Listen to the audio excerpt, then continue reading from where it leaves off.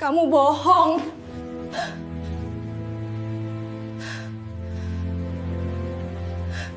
Lembur lagi. Atau memang aku yang tidak ingin kamu temui?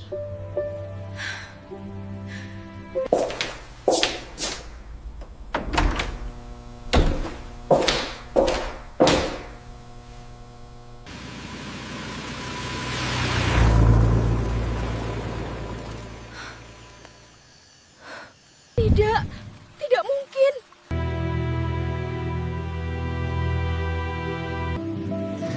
Saya merasa jauh lebih tenang di sini.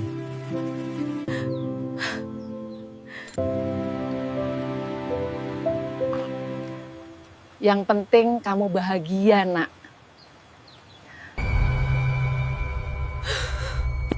Makanan ketukaanmu, kapan kamu akan kembali ke sini lagi? Jadi, aku hanyalah tamu dalam hidupku sendiri. Bayu melepas sepatunya dengan gerakan lambat, lalu menghela napas berat.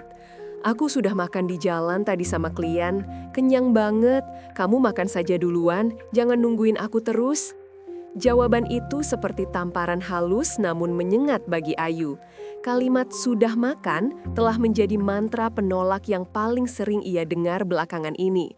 Padahal, dulu Bayu selalu menyempatkan diri untuk makan di rumah, meskipun hanya sesuap nasi, demi menghargai masakan istrinya. Oh, begitu ya. Suara Ayu melemah, menyembunyikan kekecewaan yang mendalam. Ya sudah mas, mandi dulu saja, biar aku siapin air hangat. Nggak usah repot-repot yuk, aku mau langsung tidur saja, capek banget besok harus presentasi pagi. Tolak Bayu cepat. Ia melangkah melewati Ayu begitu saja, menuju kamar tidur mereka tanpa memberikan kecupan di kening yang dulu menjadi ritual wajib saat ia pulang kerja. Ayu terpaku di tempatnya berdiri, memeluk tas kerja suaminya yang terasa berat. Aroma maskulin Bayu yang bercampur dengan bau asap rokok samar tercium dari tas kulit itu. Ada sesuatu yang berbeda, sebuah insting perempuan yang berbisik lirih di telinganya. Dulu, tatapan Bayu selalu hangat dan mencari-cari wajahnya, seolah Ayu adalah oase setelah seharian ia bergelut di padang pasir pekerjaan. Namun malam ini, seperti malam-malam sebelumnya, tatapan itu kosong. Mata Bayu seolah menembus tubuh Ayu, melihat sesuatu yang jauh di sana, sesuatu yang tidak bisa dijangkau oleh Ayu. Dengan langkah gontai, Ayu kembali ke meja makan. Ia membereskan piring-piring yang tak tersentuh, memasukkan kembali lauk pauk ke dalam lemari makan. Nafsu makannya sendiri sudah menguap entah kemana. Suara denting piring yang bersentuhan terdengar begitu nyaring di telinganya, seolah mengejek kesendiriannya di rumah sebesar ini. Mungkin dia memang lelah, bisik Ayu pada dirinya sendiri, mencoba merasionalkan perubahan sikap suaminya. Proyek pembangunan jembatan di luar kota yang ditangani Bayu memang sedang dalam fase kritis. Lembur dan dinas luar kota adalah hal yang wajar bagi seorang arsitek lapangan sepertinya. Namun, hati kecil Ayu menolak untuk sepenuhnya percaya. Ada jarak yang tak kasat mata, namun terasa begitu nyata membentang di antara mereka. Sentuhan Bayu, jika pun terjadi, terasa hampa. Pelukannya tak lagi erat, ciumannya terasa mekanis, seolah hanya menggugurkan kewajiban sebagai suami. Ayu merasa seperti orang asing yang tinggal satu atap dengan pria yang ia cintai. Setelah memastikan dapur bersih, Ayu mematikan lampu dan berjalan menuju kamar tidur. Di dalam, lampu utama sudah padam, digantikan oleh cahaya temaram dari lampu tidur di atas nakas. Bayu sudah berbaring membelakanginya, selimut ditarik hingga sebatas dada. Napasnya terdengar teratur, seolah ia sudah terlelap dalam hitungan menit. Ayu naik ke atas ranjang dengan hati-hati, takut gerakannya akan mengganggu tidur suaminya. Ia berbaring di sisi tempat tidur yang tersisa, menatap punggung tegap Bayu yang kini terasa begitu jauh meski hanya berjarak beberapa sentimeter. Dulu, mereka selalu tidur berpelukan, atau setidaknya tangan mereka saling bersentuhan. Kini, punggung itu seakan menjadi tembok beton yang memisahkan dunia mereka berdua. Tiba-tiba, ponsel Bayu yang tergeletak di atas nakas bergetar singkat. Layarnya menyala sesaat, menampilkan sebuah notifikasi pesan. Ayu melirik, matanya menyipit mencoba menangkap nama pengirimnya di tengah keramangan kamar. Namun, layar itu terlalu cepat kembali gelap sebelum ia sempat membaca apapun. Hanya satu hal yang pasti, pesan itu masuk pukul 10:30 malam. Siapa yang mengirim pesan urusan pekerjaan selarut ini? Rasa penasaran bercampur curiga mulai menggeliti perut Ayu. Ia ingin sekali menjangkau ponsel itu, membuka kuncinya dan memastikan semuanya baik-baik saja. Namun, ia tahu sandi ponsel Bayu telah berubah 2 minggu lalu. Saat Ayu bertanya dengan nada bercanda, Bayu hanya menjawab bahwa itu kebijakan keamanan baru dari kantor karena banyak data rahasia proyek. Alasan yang masuk akal, tapi entah mengapa terasa dibuat-buat bagi Ayu. Ayu membatalkan niatnya. Ia tidak ingin menjadi istri posesif yang mencurigai suaminya tanpa bukti.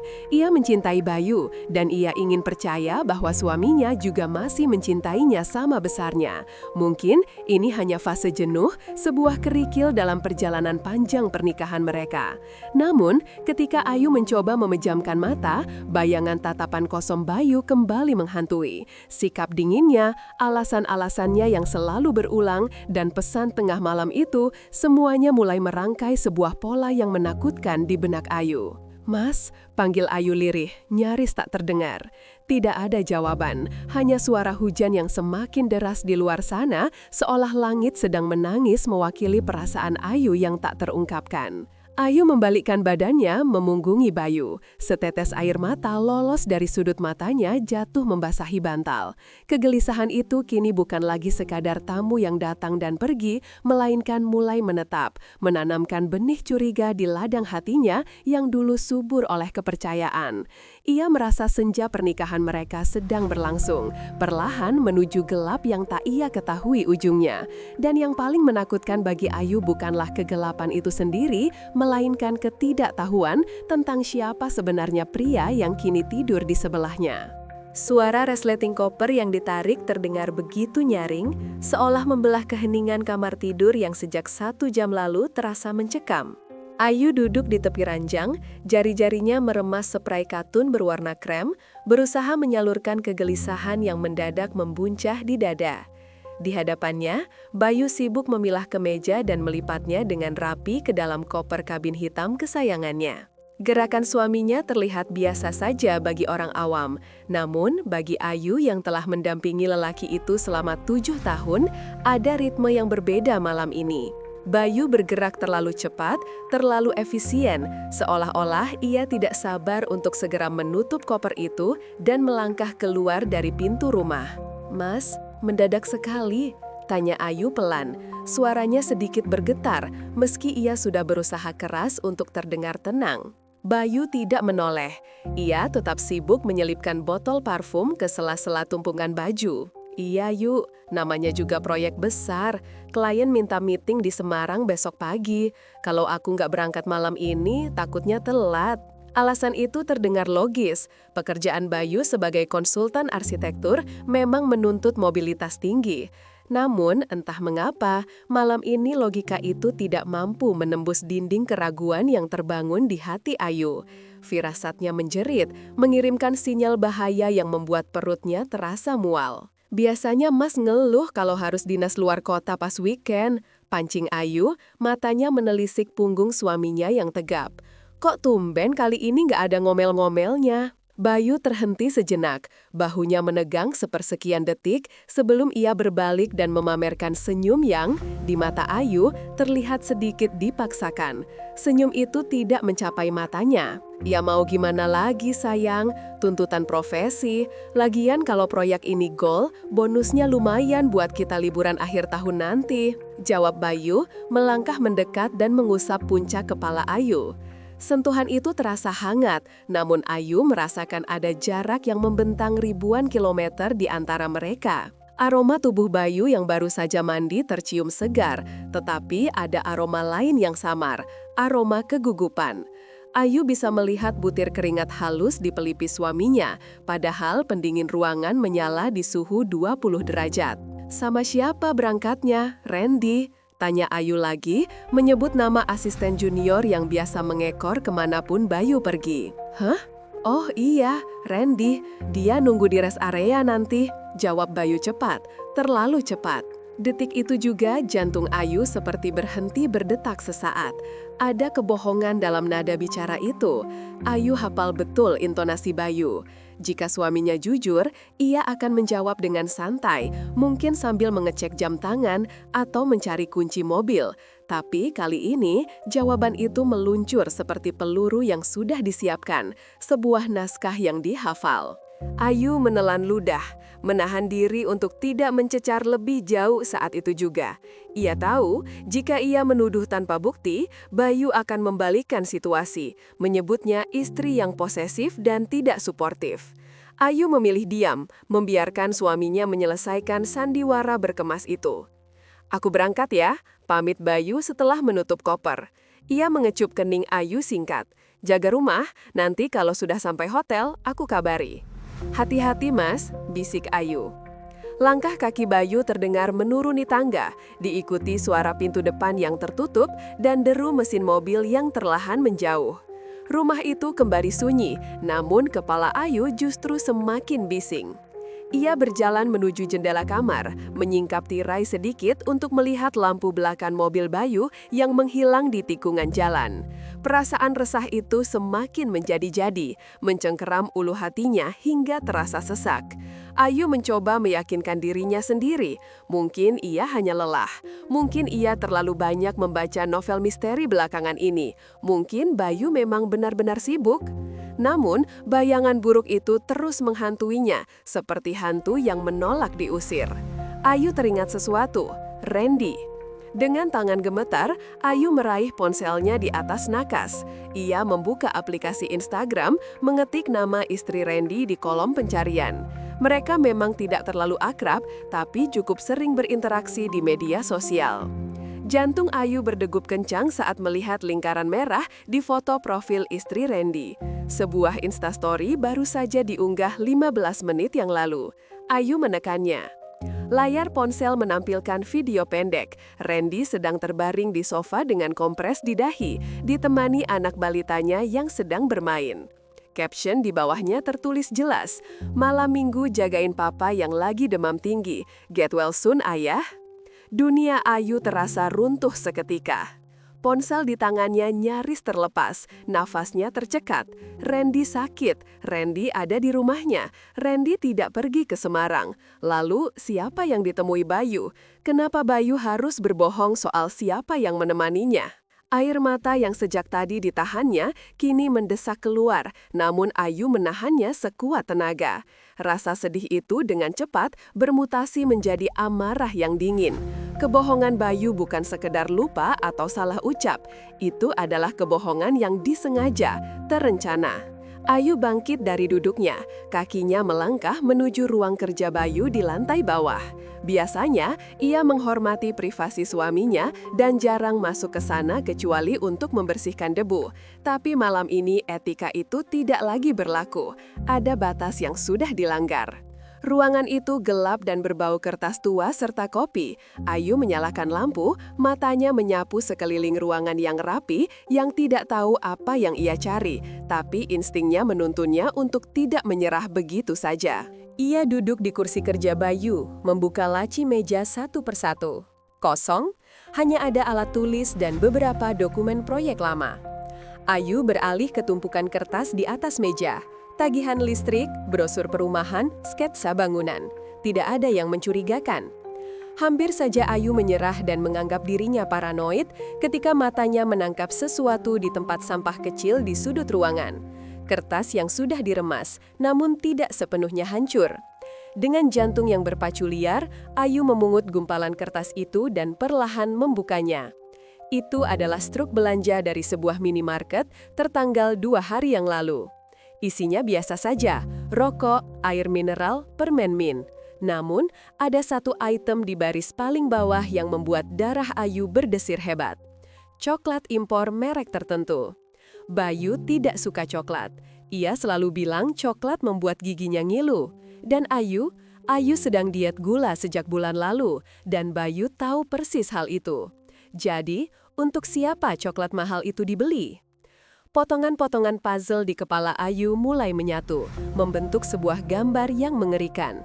Perubahan sikap Bayu yang sering pulang larut, ponsel yang selalu diletakkan dalam posisi telungkup, sandi ponsel yang diganti bulan lalu dengan alasan keamanan kantor, dan sekarang kebohongan tentang Randy serta struk coklat ini. Rasa mual kembali menyerang, kali ini lebih hebat. Ayu meremas struk itu kuat-kuat di genggamannya. Ia merasa dikhianati, dipermainkan, dan dianggap bodoh. Selama ini ia diam, mencoba menjadi istri yang pengertian, menelan semua kejanggalan demi menjaga keharmonisan rumah tangga. Ia selalu menepi suara-suara sumbang di kepalanya, berlindung di balik kata percaya. Tapi, malam ini kepercayaan itu retak. Ayu menatap pantulan dirinya di cermin lemari kaca di sudut ruang kerja. Wajahnya pucat, matanya menyiratkan luka yang dalam. Namun, ada api kecil yang mulai menyala di sana. Api kemarahan seorang wanita yang sadar bahwa ia tidak bisa lagi tinggal diam. Ia tidak akan menangis malam ini. Air mata tidak akan memberinya jawaban. Air mata tidak akan menghentikan kebohongan Bayu. Ayu kembali ke kamar tidur, mengambil tablet yang biasa digunakan Bayu untuk nonton film. Ia tahu Bayu sering lupa logout dari akun email pribadinya di perangkat ini. Dengan jari yang masih gemetar, Ayu membuka aplikasi email. Kosong, kotak masuk bersih. Bayu rupanya cukup cerdik untuk menghapus jejak digitalnya. Namun, Ayu tidak kehabisan akal. Ia membuka aplikasi peta digital yang terhubung dengan akun Google suaminya, fitur timeline lokasi. Sistem meminta verifikasi dan Ayu mencoba memasukkan tanggal lahir Bayu. Salah. Tanggal pernikahan mereka. Salah. Ayu terdiam, berpikir keras. Ia mencoba satu kombinasi angka lagi. Tanggal hari ini dibalik. Akses diterima. Peta terbuka. Lokasi terkini Bayu terlihat bergerak di jalan tol, namun arahnya bukan menuju Semarang seperti yang ia katakan. Titik biru itu bergerak ke arah selatan, menuju puncak, menuju kawasan villa dan resor peristirahatan. Napas Ayu memburu.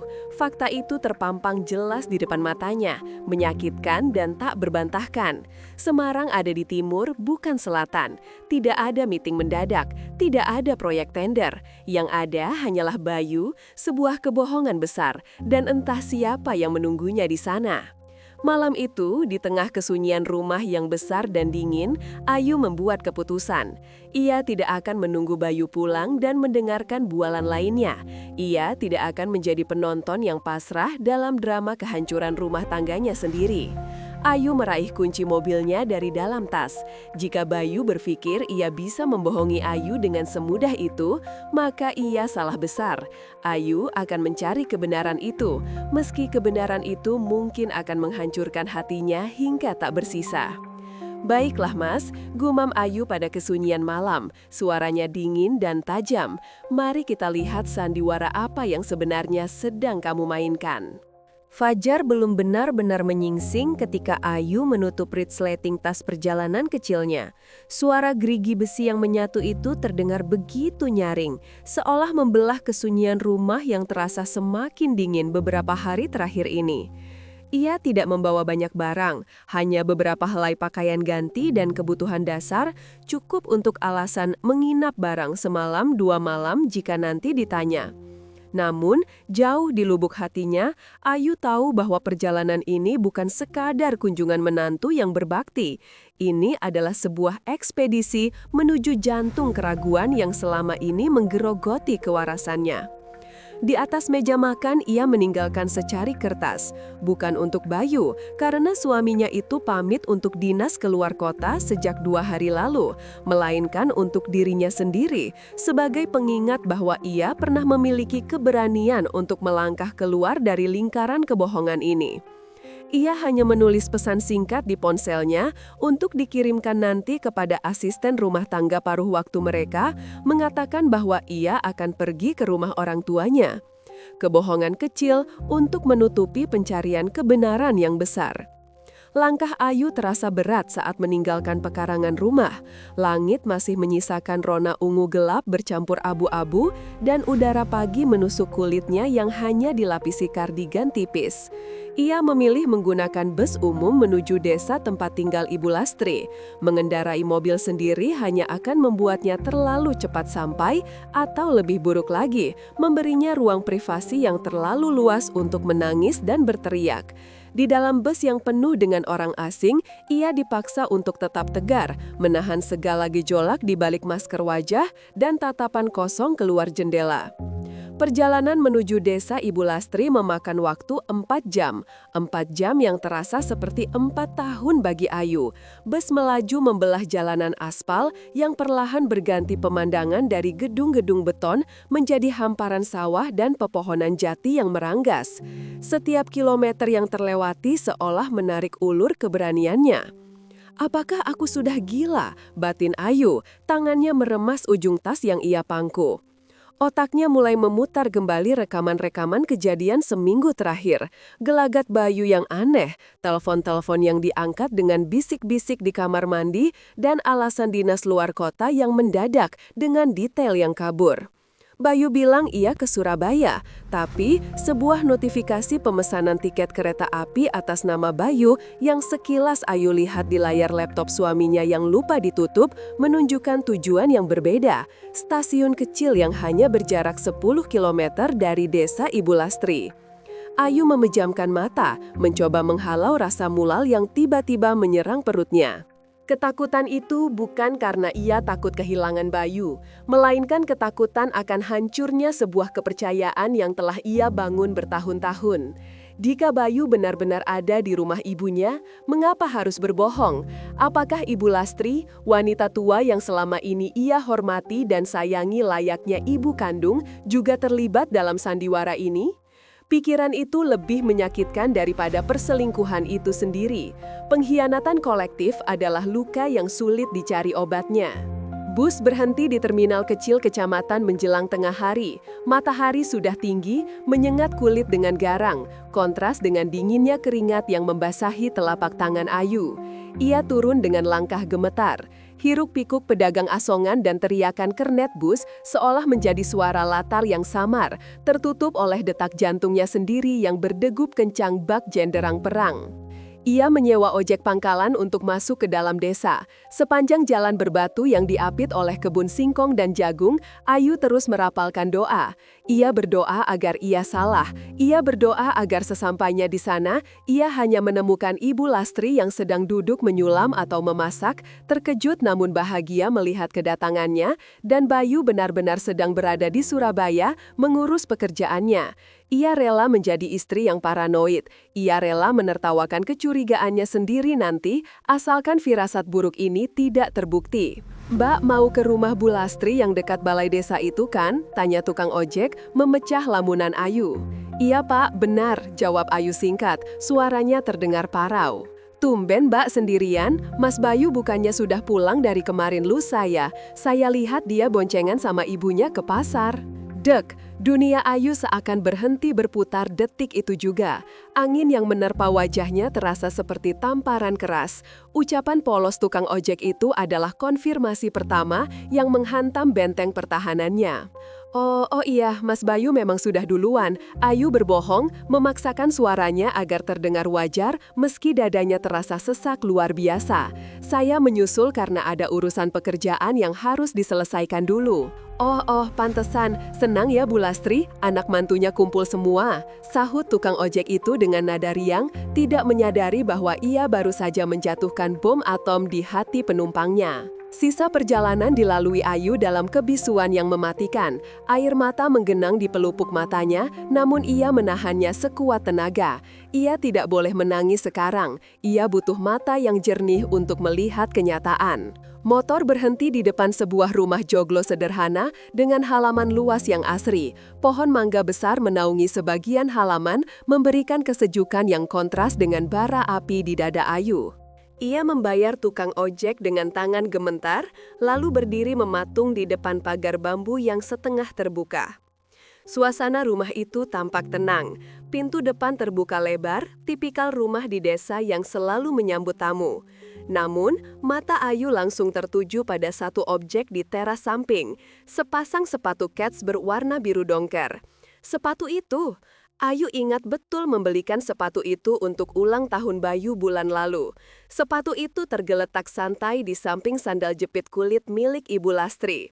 Kaki Ayu terasa seperti ditanam ke dalam tanah. Bukti fisik itu menghancurkan sisa-sisa harapan naif yang ia genggam sepanjang perjalanan. Bayu ada di sini. Suaminya yang pamit pergi dinas keluar kota demi masa depan keluarga mereka, ternyata bersembunyi di rumah ibunya sendiri. Ayu menarik napas panjang, mengisi paru-parunya dengan aroma tanah basah dan daun kering yang terbakar. Ia harus melangkah. Mundur sekarang berarti membiarkan dirinya hidup dalam bayang-bayang kebodohan selamanya. Ia merapikan rambutnya yang sedikit berantakan karena angin, menegakkan punggung, dan mulai melangkah memasuki pekarangan. Setiap langkah yang ia ambil di atas tanah yang dipadatkan itu terdengar seperti hitungan mundur. 1 langkah, keraguan hilang. 2 langkah, kemarahan memuncak. 3 langkah, kesedihan menyeruak. Saat ia semakin dekat dengan pintu, lamat-lamat ia mendengar suara tawa. Suara tawa yang sangat ia kenal, tawa berat dan renyah milik Bayu. Dan kemudian suara lain menyusul, suara lembut Ibu Lastri. Mereka terdengar bahagia, sangat bahagia. Harmoni suara itu terasa begitu menyakitkan di telinga Ayu, seolah mereka sedang merayakan sebuah pesta di mana Ayu tidak diundang, bahkan di mana keberadaan Ayu sengaja dihapuskan. Tapi yuh, apa istrimu tidak curiga? Suara Ibu Lastri terdengar jelas sekarang, membuat langkah Ayu terhenti tepat di samping jendela yang gordennya tersibak angin. Ayu menahan napas, menempelkan punggungnya ke dinding kayu yang dingin. Ia tahu menguping adalah perbuatan hina, tapi situasi ini memaksanya menjadi pencuri dengar demi kelangsungan hidupnya sendiri. Ayu gampang percaya, Bu. Dia sibuk dengan urusan kantornya. Lagi pula, aku bilang sinyal di sana susah, jadi dia tidak akan banyak menelpon. Jawab Bayu. Nada bicaranya santai, tanpa beban, seolah membohongi istri adalah rutinitas wajar. Ayu membekap mulutnya sendiri agar isak tangisnya tidak lolos. Hatinya remuk redam mendengar betapa mudahnya namanya disebut dengan nada meremehkan oleh 2 orang yang paling ia percaya di dunia ini. Ibu cuma takut kalau sampai ketahuan, kasihan dia. Ujar Ibu Lastri lagi, meski nadanya tidak terdengar setegas yang Ayu harapkan, lebih terdengar seperti kekhawatiran akan tertangkap basah daripada kepedulian tulus. Tenang saja, Bu. Semuanya aman. Yang penting sekarang, suara Bayu merendah, tidak terdengar jelas lagi. Cukup, Ayu tidak butuh mendengar lebih banyak lagi untuk tahu bahwa posisinya telah dihancurkan. Ia bukan lagi istri yang dicintai, melainkan objek yang bisa dikelabui. Rasa takut akan kebenaran yang menghantuinya sejak pagi, kini telah berganti wujud menjadi monster yang nyata. Dan monster itu tidak bersembunyi di bawah tempat tidur, melainkan duduk di ruang tamu rumah mertuanya. Dengan sisa tenaga yang ia miliki, Ayu melangkah ke depan pintu utama. Ia tidak mengetuk, ia tidak mengucapkan salam. Bayangannya jatuh memanjang ke dalam ruang tamu, memotong cahaya matahari yang masuk. Di sana, di atas karpet anyaman, Bayu sedang duduk bersila sambil memegang piring berisi pisang goreng. Ibu Lastri duduk di kursi rotan di hadapannya. Saat bayangan Ayu menyentuh ujung kaki Bayu, pria itu menoleh. Senyum di wajahnya lenyap dalam sepersekian detik, digantikan oleh ekspresi pucat pasi seolah ia baru saja melihat hantu. pisang goreng di tangannya terlepas, jatuh menggelinding di lantai. Ibu Lastri mengikuti arah pandang anaknya dan membelalakkan mata. Tangannya refleks menutup mulut yang terbuka karena kaget. "Ayu," suara Bayu tercekat, nyaris tak terdengar, seperti cicit tikus yang terperangkap. Ayu berdiri tegak di ambang pintu, tas kecil masih tergenggam erat di tangannya yang memutih. Ia tidak berteriak, ia tidak menangis histeris. Tatapannya dingin, menusuk langsung ke manik mata Bayu, lalu beralih ke Ibu Lastri. Keheningan di ruangan itu begitu pekat, begitu menekan, hingga suara detak jam dinding kuno terdengar seperti dentuman palu hakim yang menjatuhkan vonis. "Jadi, ini dinas luar kotamu, Mas?" tanya Ayu pelan, suaranya datar, tanpa emosi, namun ketajamannya mampu mengiris udara di antara mereka bertiga. Bayu mencoba berdiri, kakinya tampak goyah. "Yuk, dengerin aku dulu, ini nggak seperti yang kamu pikirkan." "Oh ya?" Ayu melangkah masuk satu langkah, menyeberangi ambang pintu yang menjadi batas antara ketidaktahuan dan kenyataan pahit. "Lalu seperti apa, Mas? Dan Ibu?" Ayu menoleh pada mertuanya dengan tatapan penuh luka. "Aku pikir Ibu berbeda." Ibu Lastri menunduk, tidak berani menatap mata menantunya. Sikap tubuh itu sudah cukup menjadi jawaban bagi Ayu. Tidak ada pembelaan, tidak ada penyangkalan yang berarti, hanya rasa bersalah yang terlambat. Kebenaran akhirnya terungkap, telanjang dan menyakitkan. Dan seperti yang Ayu takutkan sejak awal keberangkatannya, kepastian ini jauh lebih mengerikan daripada sekadar kecurigaan. Di ruang tamu desa yang sunyi itu, rumah tangga yang ia pertahankan kini terasa seperti istana pasir yang baru saja disapu ombak besar. Ayu menarik napas dalam, aroma pisang goreng yang manis kini terasa memuakkan. Ia telah sampai di ujung langkah sunyinya dan tidak ada jalan untuk kembali. Deru mesin mobil sewaan yang membawanya pergi perlahan menghilang di tikungan jalan berbatu, meninggalkan keheningan yang mencekam di pelataran rumah sederhana itu. Ayu berdiri mematung, tas selempang kecilnya dicengkeram begitu erat hingga buku-buku jarinya memutih. Debu jalanan pedesaan yang berterbangan perlahan turun, seolah menjadi tirai pembuka bagi panggung drama yang tak pernah ia inginkan. Di hadapannya, rumah Ibu Lastri berdiri dengan kebersahajaan yang sama seperti terakhir kali Ayu berkunjung. Dindingnya yang bercat kapur mulai mengelupas di beberapa bagian dan tanaman puring di dalam pot tanah liat tampak layu kekurangan air. Namun, bukan kondisi rumah itu yang membuat napas Ayu tercekat di tenggorokan. Bukan pula kerinduan pada sosok mertuanya yang membuatnya datang jauh-jauh tanpa pemberitahuan. Tatapan Ayu terkunci pada satu objek benda mati yang terparkir angkuh di samping bale-bale bambu. Sebuah sepeda motor metik berwarna hitam dengan stiker klub bola yang mulai pudar di bagian selebor depan. Itu motor Bayu. Dunia di sekeliling Ayu terasa berputar melambat. Ia mengerjap berkali-kali, berharap fatamorgana kelelahan mempermainkan matanya. Namun, benda itu tetap nyata. Plat nomornya B3459KLO adalah susunan angka dan huruf yang ia hafal di luar kepala. Itu adalah motor yang sama yang tadi pagi Bayu kendarai keluar dari garasi rumah mereka. Motor yang seharusnya, menurut pengakuan suaminya, sedang berada di parkiran gedung perkantoran di pusat kota Jakarta, menemaninya lembur mengejar tenggat waktu proyek akhir bulan. "Lembur," desis Ayu lirih, suaranya gemetar menahan getir yang tiba-tiba naik ke kerongkongan. Angin sore yang berhembus membawa aroma tanah basah dan asap pembakaran sampah daun kering, namun bagi Ayu, udara terasa begitu tipis.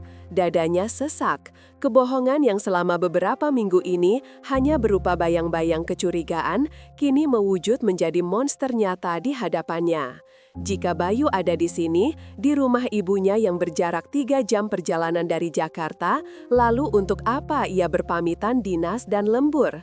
Mengapa harus berbohong jika hanya ingin mengunjungi orang tuanya sendiri?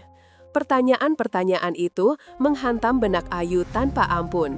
Kakinya terasa lemas, seperti tulang-tulangnya ditarik paksa keluar dari tubuh. Ia harus berpegangan pada pagar kayu reot di sampingnya agar tidak ambruk ke tanah. Ayu memejamkan mata sejenak, mencoba mengatur napas yang memburu. Bayangan wajah Bayu tadi pagi kembali melintas. Suaminya itu mencium keningnya dengan tergesa-gesa, menolak sarapan yang sudah Ayu siapkan, dan mengatakan bahwa baterai ponselnya mungkin akan habis karena ia lupa membawa pengisi daya, jadi Ayu tidak perlu cemas jika ia sulit dihubungi. Semua itu adalah skenario. Sebuah sandiwara rapi yang dirancang untuk menutupi jejaknya menuju ke sini. Dengan langkah berat, Ayu memaksakan kakinya untuk bergerak maju. Kerikil di halaman rumah Ibu Lastri berbunyi berderak di bawah sol sepatunya. Suara yang terdengar begitu nyaring di telinga Ayu yang waspada. Ia mendekati motor itu. Tangannya terulur, menyentuh bagian knalpot dengan ragu. Dingin. Mesin itu sudah dingin. Artinya, Bayu sudah tiba di sini cukup lama. Mungkin sejak siang tadi, mungkin sejak ia berangkat dari rumah. Rasa dingin dari logam itu merambat naik ke lengan Ayu, menyusup ke dalam hatinya, membekukan sisa-sisa kepercayaan yang ia miliki. Firasat buruk yang menghantuinya sepanjang perjalanan, firasat yang mendorongnya untuk menyewa mobil dan mengikuti nalurinya ke rumah mertua, kini terbukti benar. Tidak ada penyangkalan lagi. Tidak ada lagi alasan, mungkin aku yang terlalu sensitif, atau mungkin aku salah dengar. Bukti itu tak terbantahkan, terparkir diam membisu di pekarangan ibu mertuanya. Ayu melangkah perlahan menuju pintu depan yang terbuat dari kayu jati tua. Pintu itu sedikit terbuka, menyisakan celah yang memungkinkan suara dari dalam rumah merembes keluar. Ayu menghentikan langkahnya tepat di sisi tembok, menampilkan punggungnya ke dinding dingin, menahan gejolak emosi yang siap meledak. Ia butuh mendengar sesuatu. Ia butuh tahu apa yang sedang terjadi di dalam sana sebelum ia menampakkan diri. Suara denting sendok beradu dengan piring terdengar samar, diikuti oleh suara tawa yang sangat ia kenali. Tawa Bayu, tawa yang belakangan ini jarang sekali terdengar di rumah mereka sendiri. Tawa yang hilang ditelan kesibukan palsu dan wajah lelah yang dibuat-buat. Makan yang banyak, Le. Kamu itu kurusan sekarang. Apa istrimu nggak pernah masak enak? Suara itu milik Ibu Lastri. Nadanya penuh kasih sayang, khas seorang ibu yang sedang memanjakan putranya. Namun bagi Ayu yang mendengarnya dari balik dinding, kalimat itu terasa seperti sembilu yang menyayat hati. Selama ini, Ayu bangun sebelum subuh untuk menyiapkan bekal, memastikan nutrisi suaminya terpenuhi, bahkan seringkali mengabaikan kebutuhannya sendiri.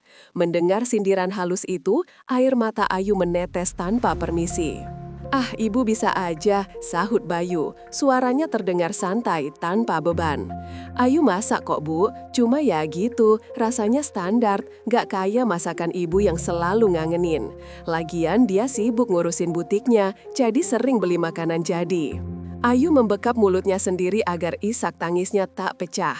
Bohong, itu fitnah yang keji. Butik kecilnya memang menyita waktu, tapi ia tak pernah absen memasak. Justru Bayu yang sering menolak makan di rumah dengan alasan sudah makan bersama klien. "Ya itulah, Le. Ibu kan udah bilang dari dulu." Suara Ibu Lastri merendah, namun cukup jelas tertangkap telinga Ayu.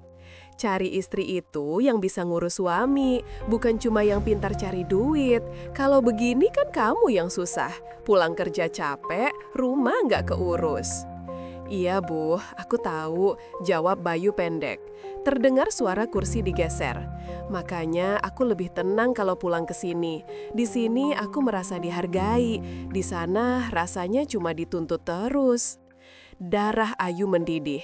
Rasa sedih yang tadi mendominasi kini berganti menjadi amarah yang menyala-nyala. Dituntut, ia tidak pernah menuntut apapun selain kejujuran dan waktu bersama. Ia bahkan rela menunda memiliki momongan karena Bayu beralasan ekonomi mereka belum stabil, meski butik Ayu menghasilkan pendapatan yang lebih dari cukup untuk menopang mereka berdua. Ayu tidak tahan lagi. Ia tidak bisa terus bersembunyi di balik tembok seperti pencuri yang menguping. Ini adalah hidupnya yang sedang dibicarakan, harga dirinya yang sedang diinjak-injak oleh suami dan mertuanya sendiri. Dengan tangan gemetar namun penuh tekad, Ayu mendorong pintu kayu itu hingga terbuka lebar. Engsel pintu yang tua mengeluarkan suara decitan panjang yang menyakitkan telinga, seketika menghentikan percakapan di ruang tengah. Pemandangan di depannya seolah membeku dalam waktu. Di atas tikar pandan yang didelar di ruang tengah, Bayu duduk bersila dengan piring berisi nasi dan lauk pauk yang masih mengepul. Ibu Lastri duduk di hadapannya, sedang menuangkan air ke dalam gelas. Wajah Bayu yang tadinya tampak rileks dan penuh senyum, seketika pucat pasi. Sendok yang dipegangnya terlepas, jatuh berdenting keras ke atas piring, memecah keheningan yang tiba-tiba menyergap ruangan itu. Matanya membelalak, menatap sosok istrinya yang berdiri di ambang pintu dengan tatapan horor, seolah melihat hantu di siang bolong. Ibu Lastri menoleh perlahan. Raut wajahnya berubah dari terkejut menjadi tegang, namun dengan cepat ia memasang topeng ketenangan yang dipaksakan. "Ayu," suara Bayu terdengar tercekat, nyaris tak terdengar. "Kamu ngapain di sini?" Ayu melangkah masuk. Setiap derap langkahnya terasa berat membawa beban kekecewaan yang tak terukur. Ia tidak langsung menjawab, matanya menyapu ruangan itu, melihat kenyamanan yang dinikmati suaminya, sementara dirinya di Jakarta didera kekhawatiran setengah mati. Ia melihat tas kerja Bayu tergeletak sembarangan di sudut ruangan, terbuka, memperlihatkan pakaian ganti yang jelas-jelas sudah disiapkan. Jadi ini bukan kunjungan impulsif, ini sudah direncanakan. "Harusnya aku yang tanya, Mas." Suara Ayu terdengar serak namun tajam, memotong udara pengap di ruangan itu. "Ngapain kamu di sini? Bukannya kamu sedang lembur di kantor? Bukannya kamu bilang ada meeting maraton sampai tengah malam?" Bayu tergagap, berusaha bangkit berdiri namun kakinya tampak goyah. Itu, aku bisa jelasin, Yu. Ini nggak seperti yang kamu pikirkan. Aku tadi mendadak." "Mendadak apa?" Potong Ayu cepat. Matanya kini beralih menatap Ibu Lastri yang masih duduk terpaku. "Mendadak kangen masakan ibu karena masakan istrimu cuma standar. Mendadak merasa tidak dihargai di rumah sendiri sehingga harus lari ke sini dan berbohong?" Wajah Bayu memerah padam. Ia sadar Ayu telah mendengar percakapan mereka. Ibu Lastri berdeham, mencoba mengambil alih situasi. Ia meletakkan teko air dengan sedikit kasar ke atas meja pendek. "Ayu, kamu datang-datang kok langsung marah-marah begitu? Nggak sopan sama orang tua. Suamimu itu capek, dia butuh ketenangan. Wajar kalau dia pulang ke rumah ibunya." "Wajar, Bu."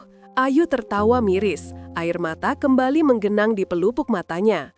Wajar kalau dia berpamitan jujur, wajar kalau dia tidak mengarang cerita tentang pekerjaan dinas luar kota atau lembur yang tidak ada habisnya.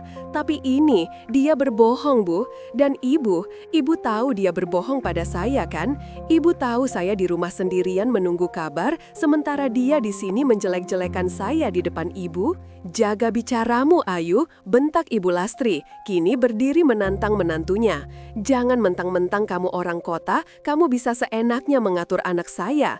Bayu itu anak laki-laki saya, hak saya untuk merawat dia kapanpun dia mau pulang." "Bu, sudah, Bu." Bayu mencoba menengahi, tangannya terulur ke arah ibunya, lalu beralih ke Ayu.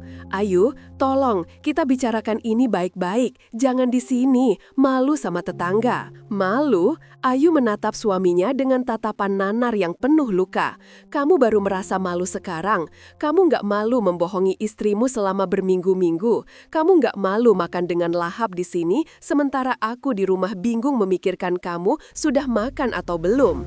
Ayu mengambil napas panjang, mencoba meredakan detak jantungnya yang seolah ingin meledakkan dada. "Aku menemukan struk belanja di saku celanamu minggu lalu, Mas. Belanjaan susu hamil dan perlengkapan bayi, padahal aku tidak hamil." Ruangan itu seketika senyap, hening yang jauh lebih mematikan daripada sebelumnya. Wajah Bayu yang tadi merah padam kini berubah menjadi seputih kertas. Bibirnya bergerak-gerak tanpa suara, seolah kehilangan kemampuan untuk merangkai kata. Sementara itu, Ibu Lastri memalingkan wajah, menghindari tatapan tajam Ayu. Sebuah reaksi yang justru memberikan konfirmasi paling menyakitkan. "Aku diam karena aku menunggu kamu jujur," lanjut Ayu, suaranya kini bergetar hebat, pertahanan dirinya mulai runtuh.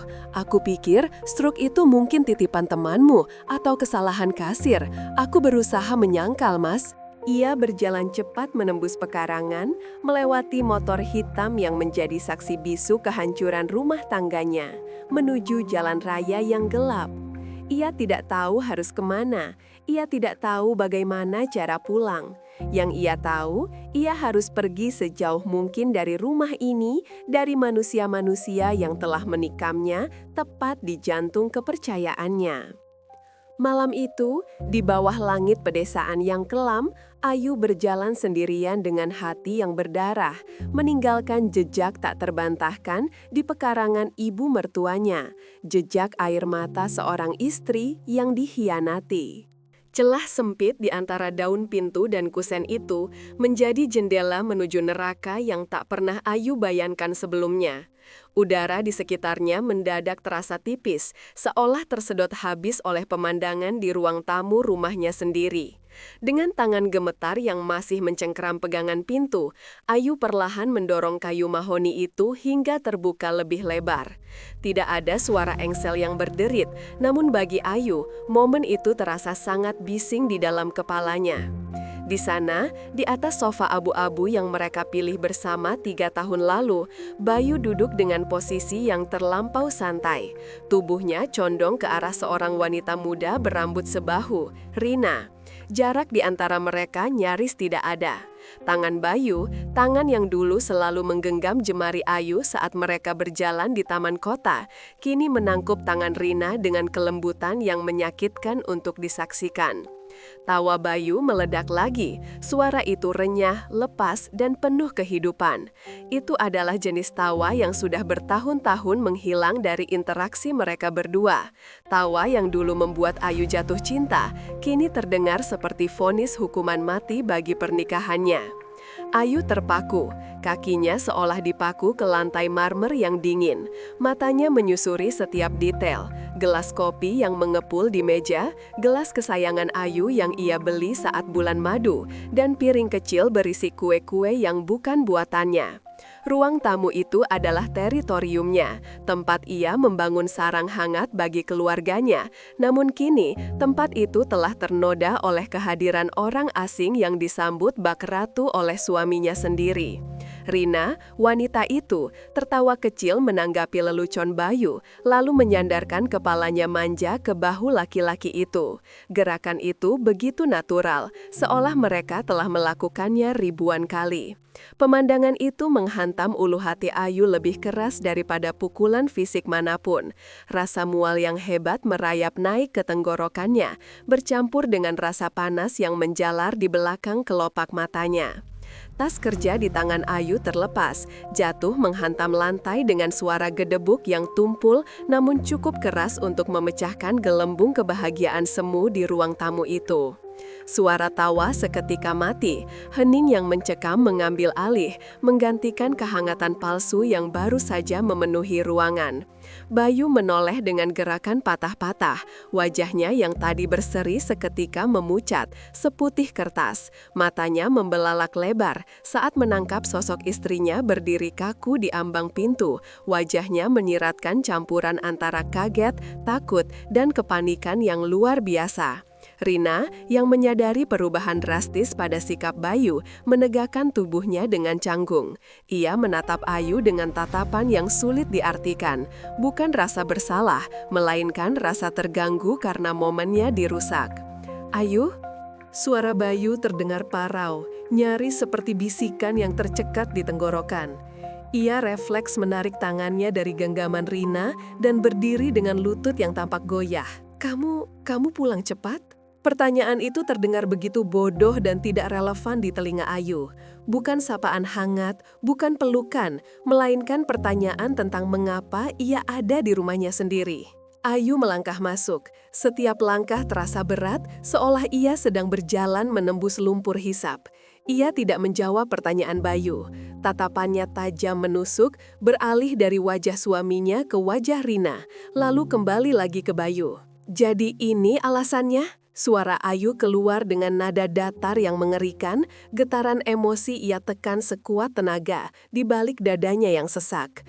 Ini alasan kenapa kamu selalu lembur? Ini alasan kenapa kamu selalu lelah saat aku ajak bicara? Bayu mengangkat kedua tangannya, gestur defensif yang membuat Ayu semakin muak. Ayu, dengar dulu. Ini nggak seperti yang kamu lihat.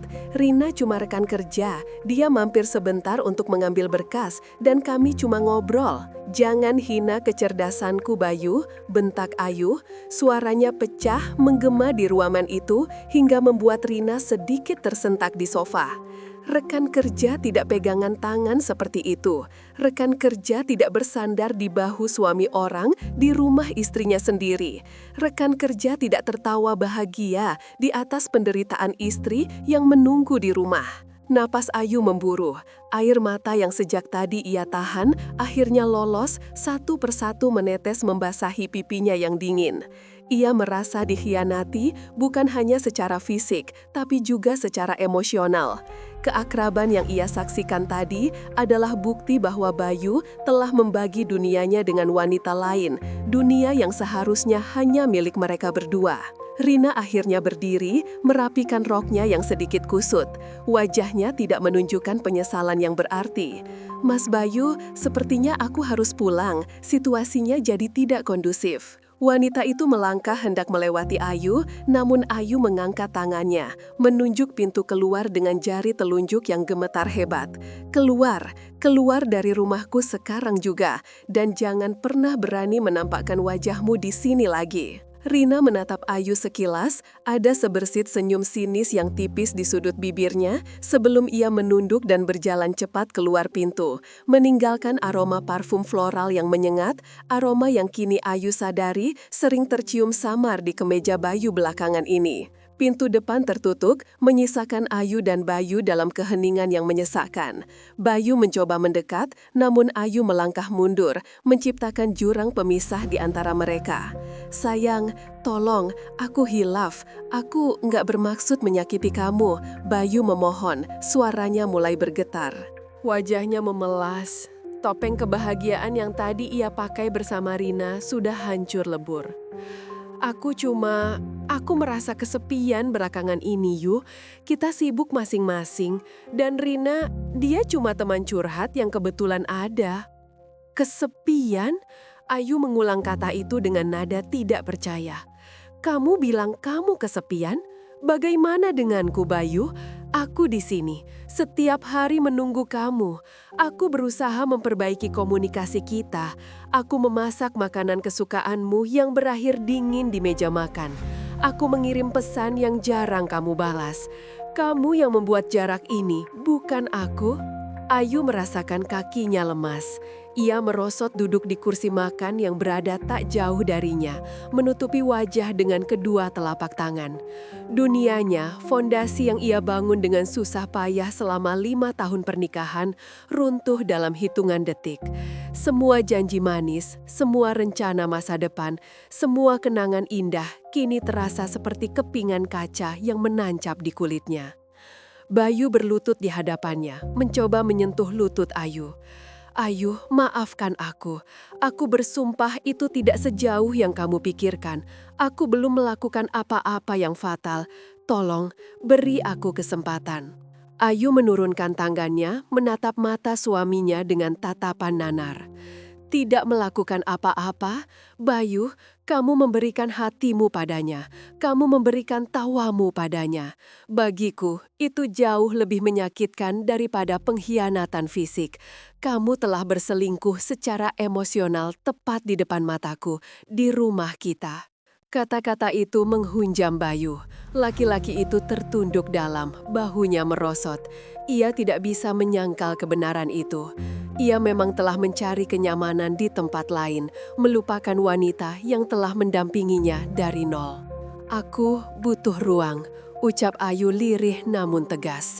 Ia berdiri, menghapus sisa air mata di wajahnya dengan kasar. Aku tidak bisa berada di ruangan yang sama denganmu sekarang. Udara di sini racun buatku. Kamu mau kemana?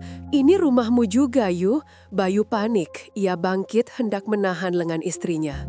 Jangan sentuh aku, teriak Ayu, membuat Bayu tersentak mundur. Aku akan pergi ke kamar tamu. Jangan ganggu aku malam ini. Atau lebih baik, kamu yang pergi. Pergi kemanapun kamu mau. Mungkin ke tempat Rina agar kamu tidak kesepian lagi. Ayu berbalik, meninggalkan Bayu yang berdiri mematung di tengah ruang tamu yang kini terasa begitu dingin dan asing. Setiap langkah Ayu menuju lantai atas diiringi rasa sakit yang luar biasa di dadanya. Ia tidak tahu apakah pernikahannya masih bisa diselamatkan atau tidak. Yang ia tahu, gambar Bayu yang tertawa bersama Rina akan terus menghantuinya, menjadi mimpi buruk yang nyata. Sesampainya di kamar tamu, Ayu mengunci pintu rapat-rapat. Ia bersandar pada daun pintu, tubuhnya meluruh ke lantai. Isak tangis yang sejak tadi ia tahan akhirnya pecah, menggema di ruangan kosong itu. Malam itu, di rumah yang seharusnya menjadi tempat paling aman baginya, Ayu merasa menjadi orang paling asing di dunia. Pintu hatinya yang selama ini terbuka lebar untuk Bayu, kini tertutup rapat, terganjal oleh rasa sakit yang tak terlukiskan. Dunia yang ia kenal telah runtuh, dan ia tidak tahu bagaimana cara menyusun puing-puingnya kembali. Suara tawa yang renyah itu terdengar hingga ke lorong depan, menembus dinding-dinding rumah yang seharusnya menjadi tempat perlindungan paling aman bagi Ayu. Namun suara itu justru terdengar seperti gesekan logam tajam yang siap mengiris gendang telinganya. Langkah kaki Ayu yang semula terburu-buru karena ingin segera merebahkan tubuh lelahnya sepulang kerja, kini melambat. Ada firasat buruk yang merayap dingin di punggungnya, sebuah intuisi istri yang jarang sekali meleset. Pintu ruang tengah sedikit terbuka. Dari celah itu, Ayu bisa melihat pemandangan yang seketika membuat darahnya berdesir hebat, seolah seluruh oksigen di paru-parunya ditarik paksa keluar. Di sana, di sofa panjang beludru coklat yang ia beli bersama Bayu 2 tahun lalu, suaminya sedang duduk bersisian dengan Rina. Jarak di antara mereka nyaris tidak ada. Rina, sahabat yang selama ini Ayu percayai layaknya saudara kandung sendiri, sedang tertawa manja sambil memukul pelan lengan Bayu. Bayu pun tidak menolak. Pria itu justru membiarkan tangannya bersandar santai di sandaran sofa, tepat di belakang punggung Rina, seolah merengkuh wanita itu dalam area kekuasaannya. Namun, bukan kedekatan fisik itu saja yang membuat lutut Ayu lemas. Tatapan matanya beralih ke kursi tunggal di sudut ruangan. Di sana, Ibu Lastri duduk dengan secangkir teh di tangannya. Ibu mertuanya itu tidak sedang menegur. Tidak ada guratan kemarahan atau ketidaknyamanan di wajah keriputnya melihat menantunya diperlakukan tidak hormat oleh wanita lain. Sebaliknya, Ibu Lastri tersenyum lebar. Matanya memancarkan binar kepuasan yang belum pernah Ayu lihat saat wanita tua itu menatap dirinya. Sesekali, Ibu Lastri bahkan menimpali candaan mereka dengan anggukan antusias, seolah sedang menonton sebuah pertunjukan keluarga harmonis yang telah lama ia idamkan. "Kamu ini memang lucu, Rina." Suara Ibu Lastri terdengar jelas, membelah kesunyian yang menyelimuti Ayu di balik pintu. Bayu itu kalau di rumah sering murung karena lelah. Jarang ada yang bisa bikin dia ketawa lepas begini. Istrinya sibuk terus, mana sempat bercanda. Kalimat itu meluncur mulus, tanpa beban, namun dampaknya bagi Ayu lebih mematikan daripada racun. Rina tersipu, menutupi mulutnya dengan gaya yang dibuat-buat. "Ah, Ibu bisa saja. Mas Bayu kan memang humoris, Bu. Cuma mungkin butuh pancingan yang pas aja." Nah, itu dia, sambar Bayu. Nadanya terdengar ringan, tanpa sedikit pun rasa bersalah mengingat istrinya sedang banting tulang di kantor. Kadang, yang dibutuhkan laki-laki itu cuma suasana cairin, bukan yang pulang-pulang langsung bahas tagihan atau masalah rumah. Ayu merasa seperti ditikam 2 bilah pedang sekaligus dalam waktu bersamaan. Satu bilah pedang dihunus oleh Bayu, suami yang telah berjanji sehidup semati, yang kini merendahkannya di depan wanita lain.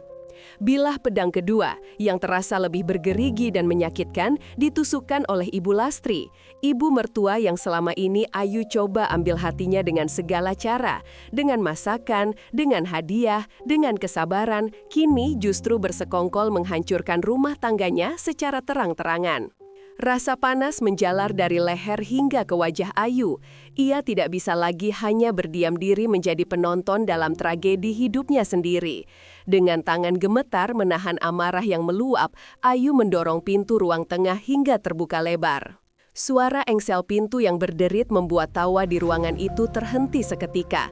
3 pasang mata kini menoleh ke arahnya. Reaksi mereka beragam, namun tak satu pun menunjukkan penyesalan yang berarti. Rina hanya sedikit menggeser duduknya, memberi jarak beberapa sentimeter dari Bayu, meski wajahnya masih menyiratkan sisa senyum kemenangan. Bayu tampak terkejut sesaat, namun dengan cepat ia mengubah ekspresinya menjadi datar, seolah kehadiran Ayu adalah gangguan. Sementara itu, Ibu Lastri dengan ketenangan yang mengerikan hanya meletakkan cangkir tehnya perlahan ke atas meja. "Oh, sudah pulang kamu, Yu?" sapa Ibu Lastri dengan nada datar. Tidak ada sambutan hangat, tidak ada pertanyaan tentang kabarnya. Tumben cepat, biasanya lembur sampai malam. Ayu melangkah masuk, mengabaikan sapaan sinis itu. Matanya terkunci pada Rina, lalu beralih ke Bayu. Apa yang sedang terjadi di sini? Suaranya serak, getaran emosinya tak bisa disembunyikan. "Cuma ngobrol yuk, jangan mulai drama," jawab Bayu cepat, defensif sebelum Ayu sempat menuduh lebih jauh. Ia berdiri, merapikan kemejanya yang sedikit kusut. "Rina tadi mampir bawakan kue bolu pesanan ibu, kebetulan aku juga baru sampai." "Ngobrol?" ulang Ayu, matanya menyipit tajam. "Ngobrol sampai duduk berhimpitan begitu. Dan kamu, Rina?" Ayu menatap sahabatnya itu. "Kamu tahu dia suami orang, suami sahabatmu sendiri. Apa pantas kamu bersikap seperti itu di rumahku?" Rina membuka mulut hendak menjawab, memasang wajah polos yang selama ini selalu berhasil menipu Ayu. Namun sebelum suara Rina keluar, Ibu Lastri sudah lebih dulu memotong dengan nada tajam. "Hust, kamu ini baru datang sudah marah-marah," hardik Ibu Lastri. Ia bangkit dari kursinya, berjalan mendekati meja, seolah memposisikan dirinya sebagai pelindung bagi Bayu dan Rina. Rina itu tamu, dia bersikap sopan, menyenangkan hati ibu, menyenangkan hati suamimu. Apa salahnya? Daripada kamu pulang kerja muka ditekuk, rumah jadi panas hawanya. Ayu terenganga tak percaya. Air mata yang sejak tadi ia tahan kini mendesak keluar, bukan karena sedih, tapi karena rasa perih akibat ketidakadilan yang begitu telanjang. Ibu membela mereka? Ibu lihat sendiri apa yang mereka lakukan barusan. Itu bukan sikap wajar antara ipar atau teman, Bu. Mereka mesra-mesraan di depan mata ibu, dan ibu malah tertawa. Ibu Lastri mendengus kasar. Wajah tuanya menatap Ayu dengan sorot mata merendahkan. Laki-laki itu butuh kenyamanan, Ayu. Kalau dia tidak dapat itu dari istrinya, wajar dia cari hiburan sedikit. Lagi pula, Rina ini kan temanmu juga. Dia tahu cara melayani, tahu cara bicara yang enak didengar. Harusnya kamu belajar dari dia, bukan malah cemburu buta tidak jelas. Dunia Ayu rasanya runtuh saat itu juga. Pengkhianatan Bayu adalah satu hal, tetapi restu dari Ibu Lastri adalah level kekejaman yang berbeda. Ini bukan lagi sekedar perselingkuhan, ini adalah kudeta. Mereka bertiga seolah telah membentuk aliansi tak tertulis di mana Ayu adalah orang luar di rumahnya sendiri. Musuh dalam selimut itu bukan hanya Rina, tapi juga wanita yang seharusnya menjadi pengganti ibunya. Jadi, menurut ibu, perselingkuhan itu wajar asalkan wanitanya bisa melayani dengan baik. Tantang Ayu, suaranya meninggi 1 oktav. Ibu lupa siapa yang membiayai pengobatan ibu bulan lalu? Siapa yang merenovasi dapur ini supaya ibu nyaman memasak? Itu uang hasil kerja keras saya, Bu. Hasil dari saya pulang malam yang ibu sindir tadi. Bayu menggebrak meja, membuat toples kue bergetar. "Cukup, Ayu, jangan bawa-bawa uang di depan ibu. Kamu jadi istri kok hitung-hitungan sama orang tua." Aku tidak hitung-hitungan, Mas. Aku cuma mau dihargai, teriak Ayu, air matanya akhirnya tumpah membasahi pipi. Ia menunjuk Rina yang kini menunduk, sebuah akting ketakutan yang sempurna. Dan kamu, Rina, keluar dari rumahku sekarang. Jangan pernah injakan kakimu di sini lagi. Suasana hening sejenak. Rina melirik ke arah Bayu, lalu ke arah Ibu Lastri, seolah meminta perlindungan. Tidak usah, Rina. Suara Ibu Lastri terdengar dingin dan penuh otoritas. Kamu belum habiskan tehmu, duduk saja. Ibu Lastri kemudian beralih menatap Ayu dengan tatapan yang membekukan darah. Ini rumah anak saya, Bayu. Selama Bayu masih mengizinkan Rina di sini, dia boleh di sini. Kalau kamu tidak suka melihat keakraban kamu, kamu yang masuk kamar. Introspeksi diri kenapa suamimu lebih nyaman ngobrol sama orang lain daripada sama kamu. Kalimat itu adalah pukulan telak yang mematikan sisa-sisa harapan Ayu sore itu. Ia melihat senyum tipis yang sekilas terbit di bibir Rina, sebuah seringai kemenangan yang tersembunyi di balik tundukan kepalanya. Ia melihat Bayu yang membuang muka, enggan menatap mata istrinya yang terluka parah. Dan ia melihat Ibu Lastri, sosok matriark yang dengan bangga memegang kendali atas kehancuran rumah tangga anaknya sendiri. Ayu menyadari satu hal yang mengerikan saat ia berdiri mematung di tengah ruang tamu itu. Dia sendirian, benar-benar sendirian. Rumah ini bukan lagi istananya. Dinding-dindingnya telah berkhianat dan penghuninya telah menjadi monster. Dengan napas yang tersengal, Ayu mencengkram tali tas kerjanya erat-erat hingga buku-buku jarinya memutih. Ia tidak akan membiarkan mereka melihatnya hancur lebih jauh. Ia tidak akan memberikan kepuasan itu pada Rina ataupun Ibu Lastri. Baik, bisik Ayu, suaranya bergetar namun mengandung ketajaman baru yang belum pernah mereka dengar sebelumnya. Silahkan, kalian lanjutkan sandiwara bahagia ini. Tapi ingat satu hal, Mas Bayu, Ibu, tidak ada kejahatan yang bisa ditutupi selamanya. Dan kamu, Rina, Ayu menatap tajam sahabatnya, jangan pikir posisi itu nyaman.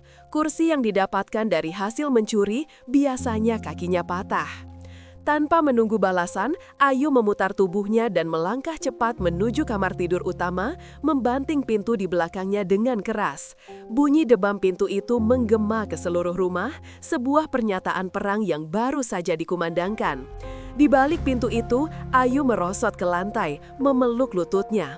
Tangisnya pecah dalam diam, namun di dalam hatinya, rasa sakit akibat dua bilah pedang itu perlahan mulai bermetamorfosis menjadi sesuatu yang lebih keras, lebih dingin. Sebuah tekad untuk tidak lagi menjadi korban. Tubuh Ayu tersentak mundur seolah ada kekuatan tak kasat mata yang baru saja menamparnya dengan keras. Napasnya tercekat di tenggorokan, menciptakan rasa perih yang menjalar hingga ke dada. Dengan tangan gemetar hebat, ia membekap mulutnya sendiri, menahan jeritan pilu yang siap meledak kapan saja. Ia harus diam, ia tidak boleh bersuara. Jika mereka tahu ia ada di sini, sisa harga dirinya akan hancur tak bersisa. Punggungnya menabrak dinding koridor yang dingin, namun rasa dingin itu tidak sebanding dengan kebekuan yang kini menyelimuti hatinya. Di balik celah pintu yang sedikit terbuka itu, dunia Ayu baru saja runtuh. Pemandangan di dalam sana, suaminya, lelaki yang selama ini menjadi poros hidupnya, sedang membagi tawa dan keintiman dengan wanita lain, telah membakar hangus seluruh logikanya. Ayu memejamkan mata erat-erat, mencoba mengusir bayangan itu, namun kegelapan justru memutar proyektor kenangan di kepalanya dengan kejam. Seketika, aroma melati dan sedap malam memenuhi indera penciumannya, sebuah halusinasi dari masa lalu yang menyakitkan. Ingatannya terlempar ke 5 tahun silam. Hari itu, langit Jakarta begitu cerah, seolah semesta turut merestui penyatuan dua jiwa. Ayu berdiri di sana, dalam balutan kebaya putih yang anggun, menatap wajah lelaki itu yang bersinar penuh harap. Saya terima nikah dan kawinnya Ayu. Suara lantang dan tegas itu kembali terngiang di telinganya, menggema lebih keras daripada detak jantungnya sendiri yang kini berpacu tak beraturan. Saat itu, air mata bahagia menetes di pipinya. Ia ingat bagaimana tangan kasar suaminya menggenggam tangannya dengan lembut namun posesif setelah ijab kabul terucap. Tatapan mata lelaki itu kala itu begitu dalam, seolah menjanjikan bahwa Ayu adalah satu-satunya rumah tempatnya pulang, satu-satunya dermaga tempatnya berlabuh.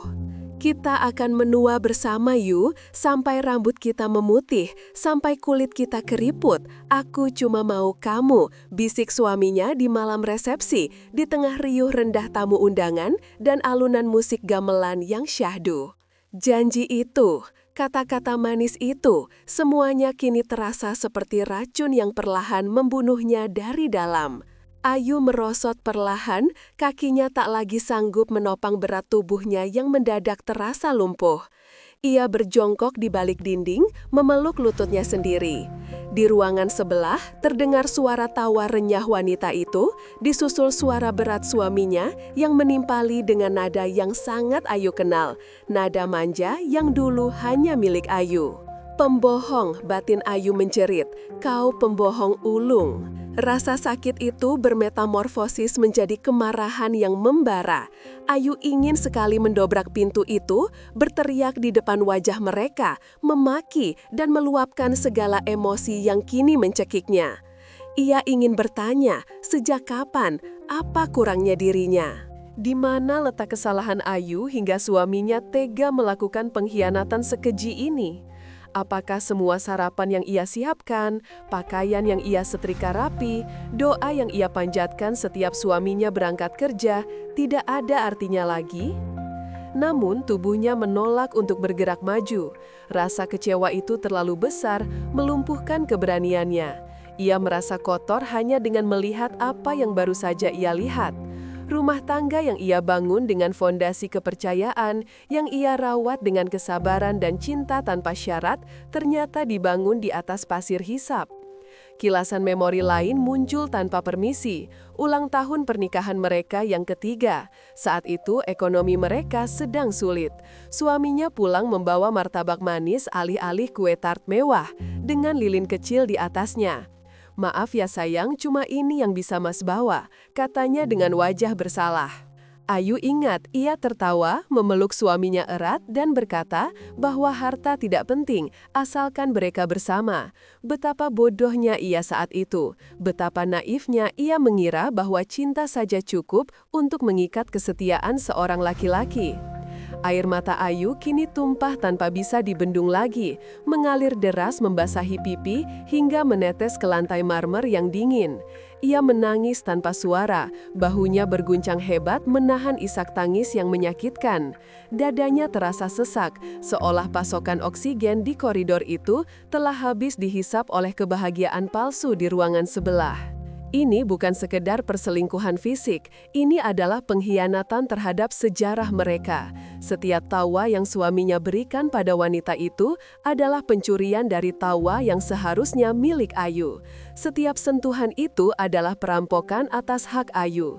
Lelaki itu tidak hanya menghancurkan masa kini, tapi dia juga telah menodai masa lalu mereka. Kenangan indah yang Ayu simpan rapi dalam album memorinya kini berubah menjadi satir yang menyedihkan. Ayu menggigit bibir bawahnya hingga terasa amis darah, mencoba mengalihkan rasa sakit di hatinya ke rasa sakit fisik. Namun percuma, lubang di dadanya sudah terlalu menganga. "Kenapa Mas? Kenapa harus begini caranya?" bisiknya lirih, suaranya hilang ditelan kesunyian lorong. Suara langkah kaki mendekat ke arah pintu membuat Ayu tersentak dari lamunannya. Panik menyergapnya. Ia tidak siap, ia belum siap untuk berkonfrontasi. Wajahnya sembab, matanya merah, dan jiwanya sedang porak-poranda. Ia tidak ingin suaminya melihatnya dalam keadaan hancur seperti ini. Ia tidak ingin memberikan kepuasan pada wanita itu dengan melihat istri sah yang menyedihkan. Dengan sisa tenaga yang ada, Ayu memaksakan dirinya untuk berdiri. Kakinya gemetar, tapi ia harus pergi. Ia harus keluar dari tempat neraka ini sebelum pintu itu terbuka. Ayu berbalik, melangkah cepat menyusuri koridor panjang itu. Setiap langkah terasa berat, seolah ia sedang menyeret beban bertonton di pundaknya. Ia berjalan setengah berlari, mengabaikan tatapan bingung beberapa orang yang berpapasan dengannya di lobi gedung. Ia tidak peduli, yang ia inginkan hanyalah udara segar. Ia butuh bernapas. Begitu pintu kaca lobi terbuka, angin malam langsung menerpa wajahnya. Langit di luar gelap pekat tanpa bintang, seolah turut berduka atas matinya sebuah kepercayaan. Ayu terus berjalan menjauh, menembus trotoar yang mulai sepi. Suara klakson kendaraan dan hiruk-pikuk kota terdengar samar, tenggelam oleh badai yang berkecamuk di dalam kepalanya. Ia berhenti di sebuah bangku taman yang remang-remang, jauh dari keramaian gedung tadi. Di sana, pertahanannya benar-benar runtuh. Ayu menelangkupkan wajahnya ke telapak tangan, membiarkan tangisnya pecah sejadi-jadinya. Suara raungannya menyayat hati, bercampur dengan suara angin malam. Bayangan wajah suaminya yang tersenyum pada wanita itu terus berputar, beradu dengan bayangan wajah suaminya saat mengucapkan ijab kabul. Dua wajah yang sama, namun dengan jiwa yang berbeda. Lelaki yang menikahinya 5 tahun lalu telah mati, dibunuh oleh lelaki yang ia lihat di ruangan itu malam ini. Malam itu, di bawah lampu jalan yang temaram, Ayu tidak hanya menangisi suaminya. Ia menangisi dirinya sendiri. Ia menangisi Ayu yang polos, yang percaya bahwa dongeng bahagia selamanya itu nyata. Ia menangisi waktu yang terbuang sia-sia untuk mencintai orang yang salah. Angin malam menusuk tulang, tapi Ayu sudah mati rasa.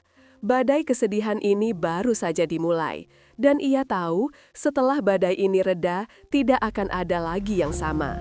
Puing-puing hatinya mungkin bisa disusun kembali suatu hari nanti, tapi retakannya akan selalu ada, menjadi monumen abadi dari sebuah pengkhianatan yang tak termaafkan. Ayu mengangkat wajahnya, menatap langit kelam dengan tatapan nanar yang perlahan mengeras. Kesedihan itu masih ada, namun kini di sudut hatinya yang paling gelap, benih-benih tekad mulai tumbuh. Dia tidak akan membiarkan dirinya hancur sendirian.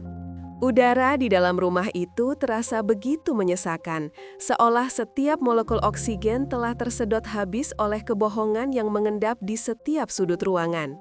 Ayu tidak menoleh lagi ke arah kamar utama di lantai atas, tempat di mana lelaki yang selama 5 tahun ini ia sebut sebagai imam, kini tertidur pulas, atau mungkin hanya pura-pura tidur setelah badai pertengkaran yang menghancurkan sisa-sisa pondasi pernikahan mereka. Tangan Ayu sedikit gemetar saat ia menarik resleting tas koper kecilnya.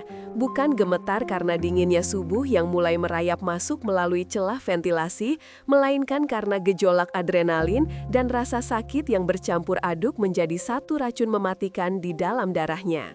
Hanya beberapa helai pakaian, dokumen penting, dan sebuah buku tabungan pribadi yang ia bawa. Sisanya, kenangan, perabot mewah, foto-foto pernikahan yang terpajang rapi di dinding ruang tamu, ia tinggalkan begitu saja.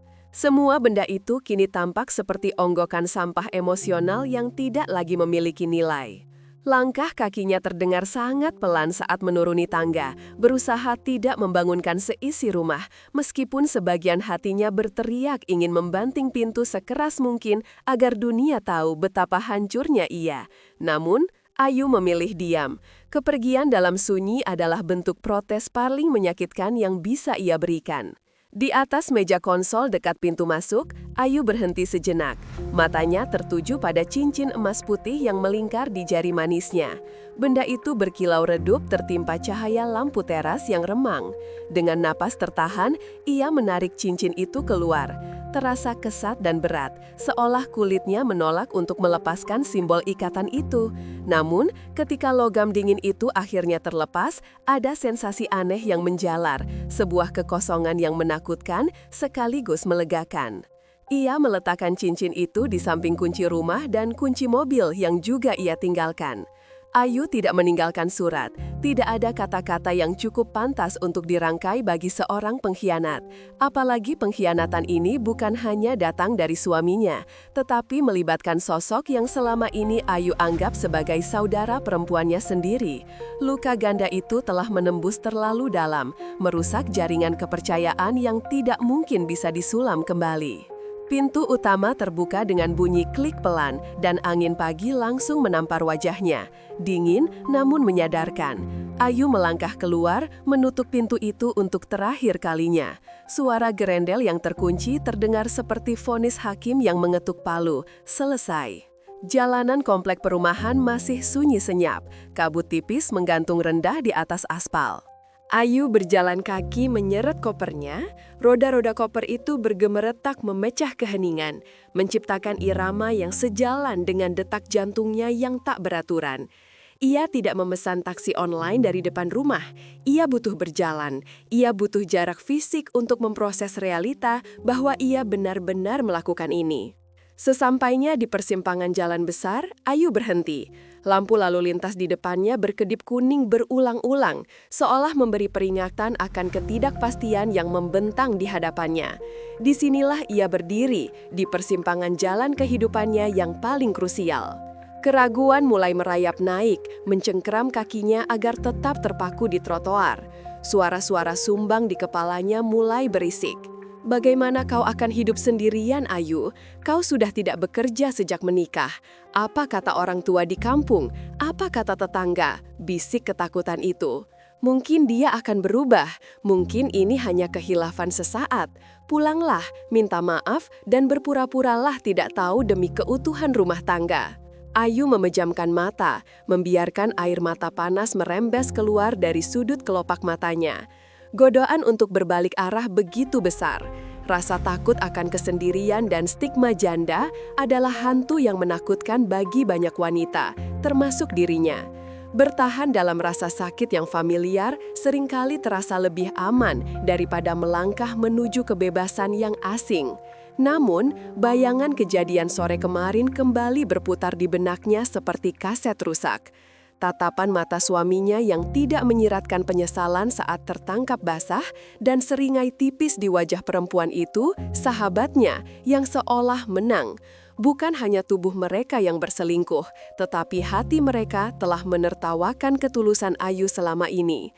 Rumah itu bukan lagi istana, rumah itu adalah neraka yang berkedok surga. Tidak, gumam Ayu lirih, suaranya parau tertelan angin. Aku tidak akan membiarkan diriku mati perlahan di sana. Ia menyadari satu hal penting di persimpangan itu. Mempertahankan pernikahan yang sudah membusuk hanya demi status sosial adalah bentuk bunuh diri perlahan. Kepercayaan itu seperti kaca. Sekali ia pecah berkeping-keping, kau bisa saja merekatkannya kembali. Tapi kau akan selalu terluka setiap kali menyentuhnya dan pantulannya tidak akan pernah sempurna lagi. Wajah suaminya kini hanyalah cerminan dari rasa sakit, bukan lagi cinta. Sebuah taksi biru melintas perlahan dari kejauhan. Sorot lampunya membelah kabut pagi. Ini adalah momen penentuannya. Ayu menarik nafas panjang, mengisi paru-parunya dengan udara kebebasan yang terasa tajam namun segar. Ia mengangkat tangannya, sebuah gerakan sederhana yang membutuhkan seluruh sisa kekuatan jiwanya. Taksi itu menepi dan berhenti tepat di depannya. Kaca jendela turun, menampilkan wajah pengemudi tua yang tampak lelah namun ramah. "Mau kemana, Mbak? Pagi sekali," tanya sopir itu. Ayu menatap kursi belakang taksi yang kosong. Itu adalah ruang kosong menuju masa depan yang belum tertulis. Ia tidak tahu di mana ia akan tinggal malam nanti. Ia tidak tahu bagaimana ia akan membiayai hidupnya bulan depan. Tapi ia tahu satu hal. Ia masih memiliki dirinya sendiri. Dan pagi ini, ia memilih untuk menyelamatkan Ayu yang dulu pernah ceria. Ayu yang punya mimpi sebelum pernikahan ini menggerogotinya habis. "Ke stasiun kereta, Pak," jawab Ayu. Suaranya terdengar jauh lebih tegas daripada yang ia duga. "Jalan saja dulu." Sopir itu mengangguk dan membukakan bagasi. Ayu mengangkat kopernya, meletakkannya dengan mantap. Saat ia masuk ke dalam mobil dan menutup pintu, suara hiruk-pikuk di kepalanya mendadak senyap. Keputusan telah dibuat. Taksi mulai melaju, meninggalkan persimpangan itu di belakang. Ayu tidak menoleh ke belakang, ke arah jalan yang menuju rumah suaminya. Ia menatap lurus ke depan, ke arah Cakrawala Timbur, di mana semburat jingga matahari mulai muncul malu-malu. Air matanya masih mengalir, membasahi pipi tanpa henti. Tetapi itu bukan lagi air mata keputusasaan. Itu adalah air mata pelepasan. Ia menangisi kematian pernikahannya, sekaligus menyirami benih kehidupan barunya. Rasa sakit di dadanya masih terasa nyata, perih seperti luka sayatan yang baru, namun beban ribuan ton yang selama ini menekan bahunya telah terangkat. Di dalam keheningan taksi yang melaju membelah kota yang mulai menggeliat bangun, Ayu memahami pelajaran pahit yang diberikan takdir kepadanya, bahwa cinta tidak semestinya menghancurkan harga diri, bahwa batas kesetiaan adalah ketika integritas diri mulai terinjak-injak. Ia telah membayar mahal untuk pelajaran ini, dengan waktu, air mata, dan hatinya yang remuk. Namun, saat sinar matahari pagi mulai menerpa wajahnya dari balik kaca jendela, Ayu tersenyum tipis, sangat tipis dan getir, namun nyata. Ia telah kehilangan suami dan sahabat, tetapi ia berhasil menemukan kembali seseorang yang paling penting dalam hidupnya, dirinya sendiri. Perjalanan kereta nanti akan membawanya jauh, entah kemana, tapi setidaknya ia sedang bergerak maju, bukan diam membusuk di tempat. Hidupnya tidak akan pernah sama lagi, dan untuk pertama kalinya dalam waktu yang lama, Ayu merasa itu adalah hal yang baik.